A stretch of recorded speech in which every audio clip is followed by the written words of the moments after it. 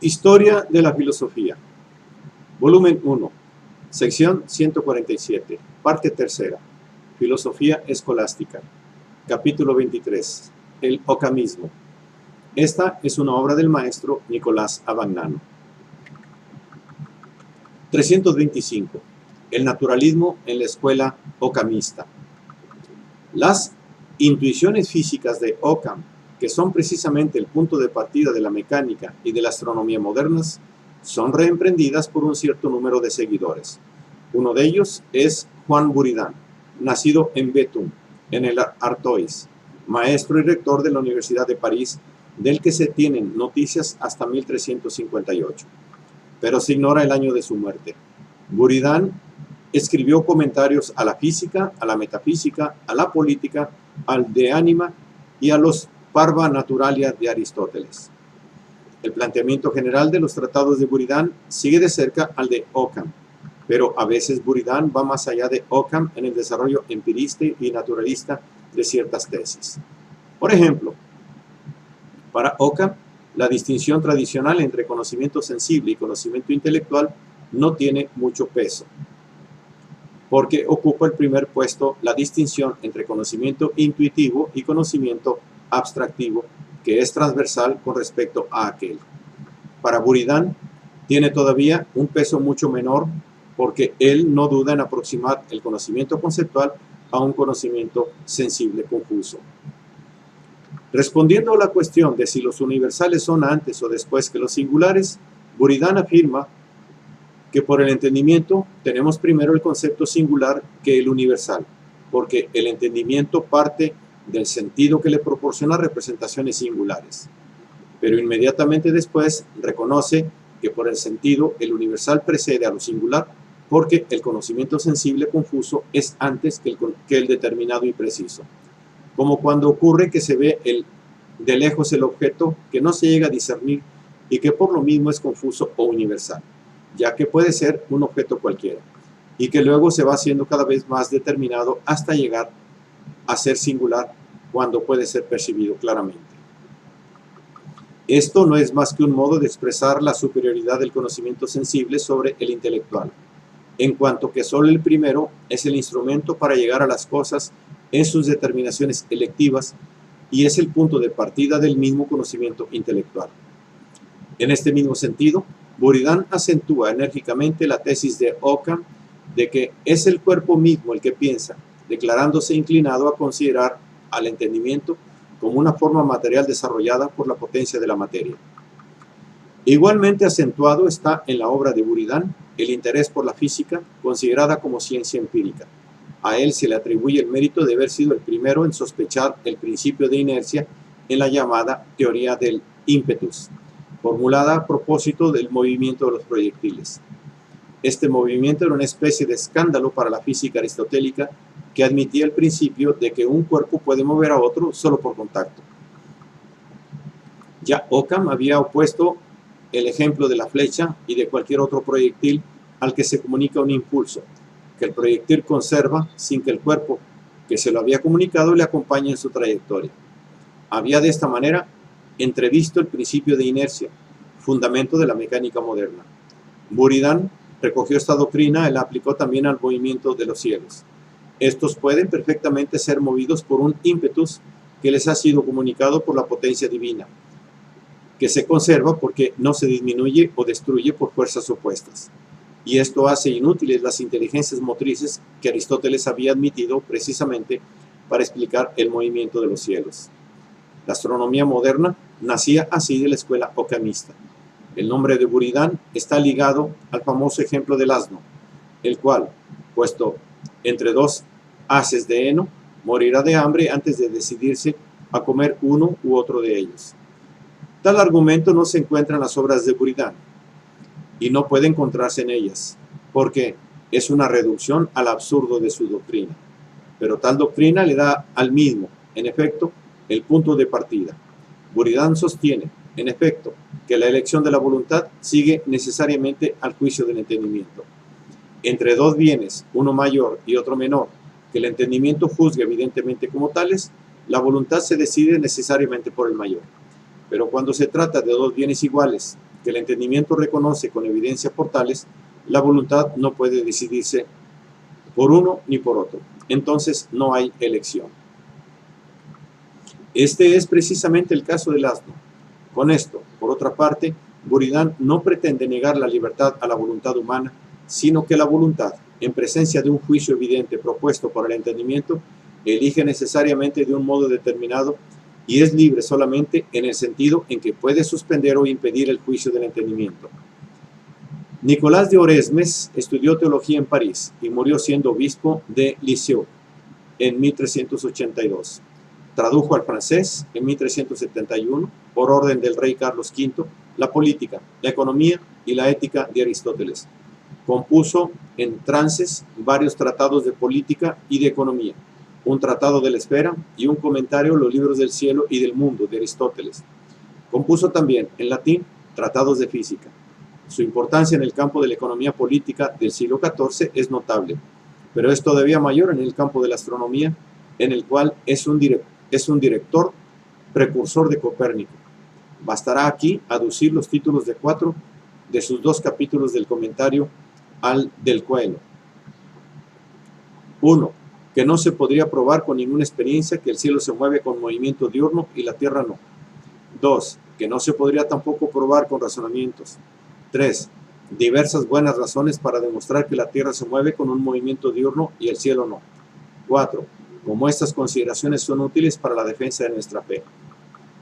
Igualmente importante es la obra de Nicolás de Oresmes en el dominio de las matemáticas, donde se adelanta a Galileo y Descartes.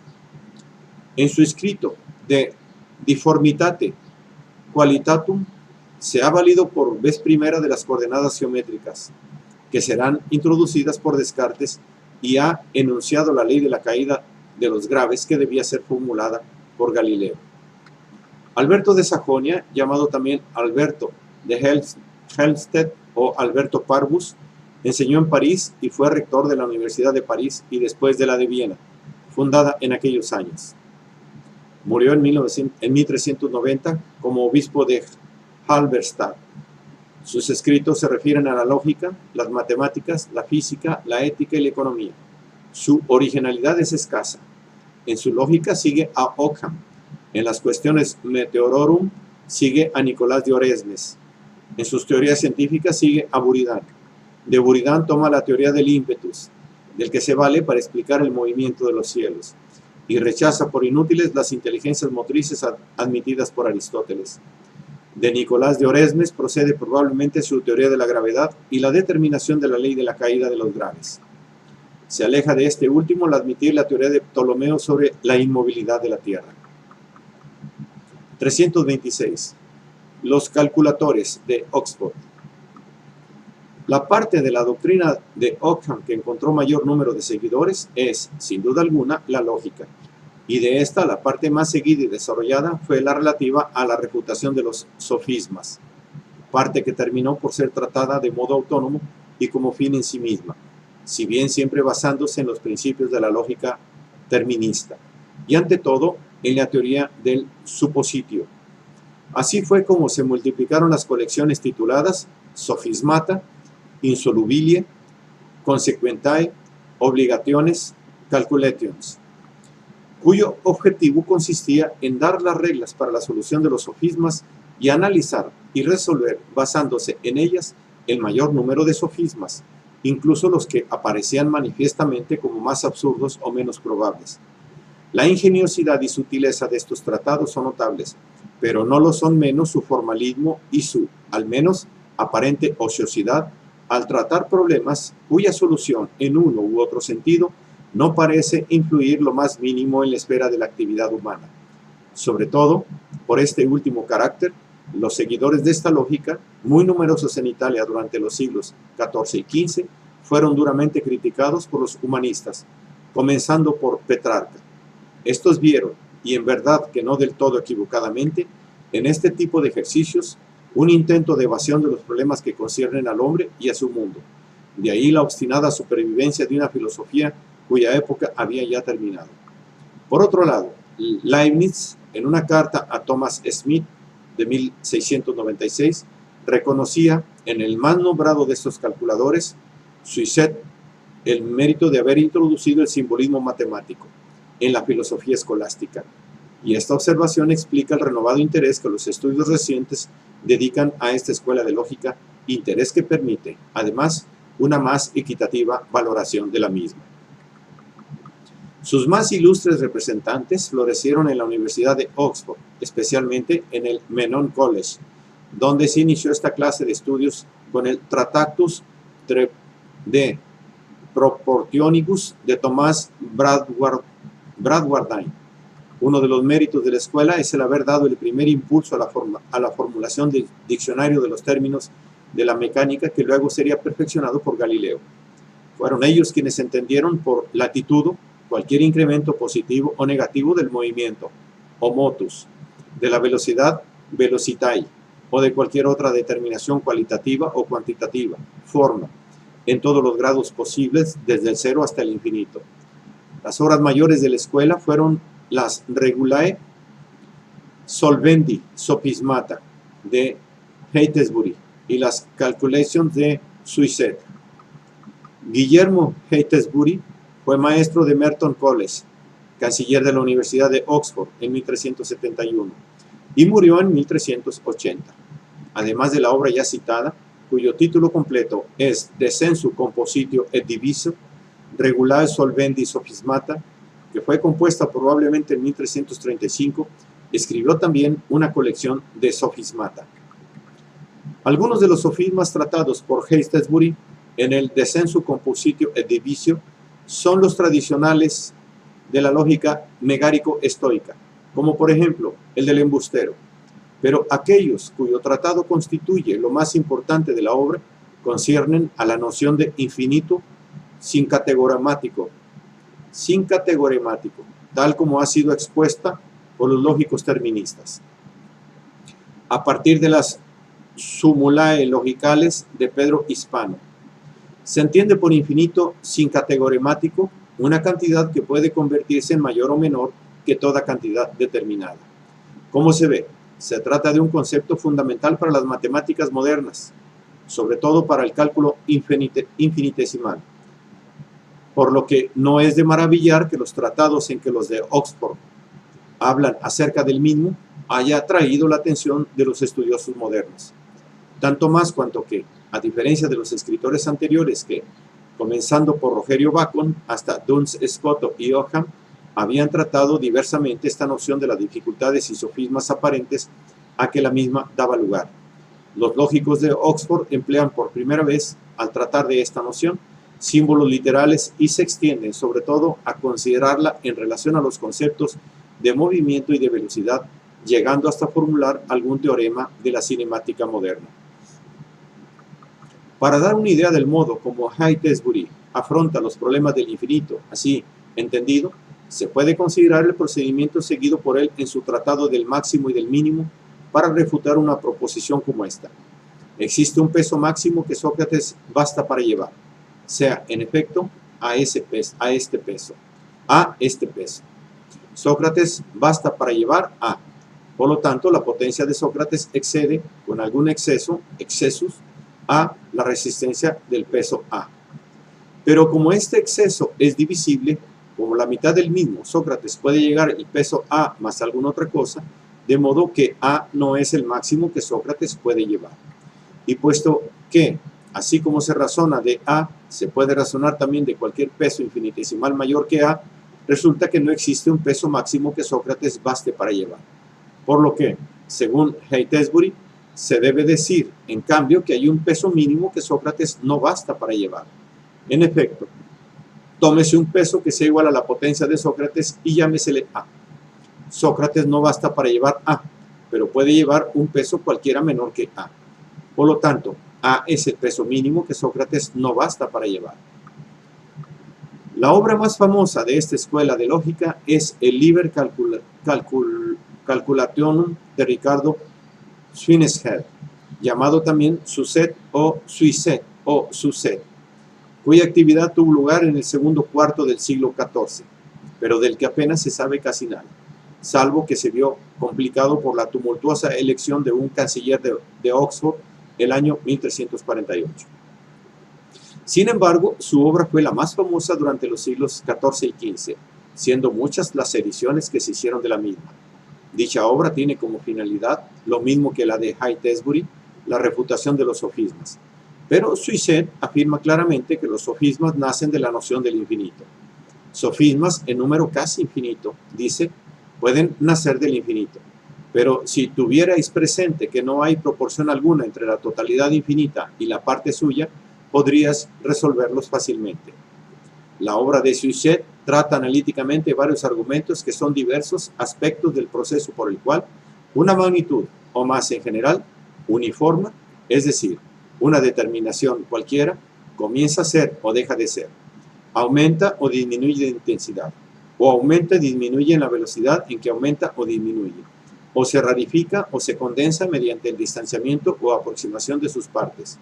Estos argumentos los trata analíticamente, valiéndose del uso de símbolos y con definiciones precisas, aunque poco cuidadosas de los datos de la experiencia a los cuales la consideración de casos puramente ficticios, prefiriéndose la mayoría de las veces la consideración de casos puramente ficticios. Y aunque se encuentre en estos tratados algunos de los teoremas que demuestra la mecánica moderna, lo que falta en ellos es precisamente la exigencia fundamental de esta mecánica, y en general de la ciencia moderna, la exigencia de la medida. Se mantiene todavía en el dominio de una ciencia cualitativa a la que le falta el instrumento fundamental de la ciencia moderna, la observación mensuradora. Suicet fue el más famoso de los lógicos de la escuela de Oxford, por lo que se le llamó el calculator por antonomasia. Pero donde más seguidores encontró la lógica de Oxford fue en Italia, donde permaneció en boga durante más de un siglo.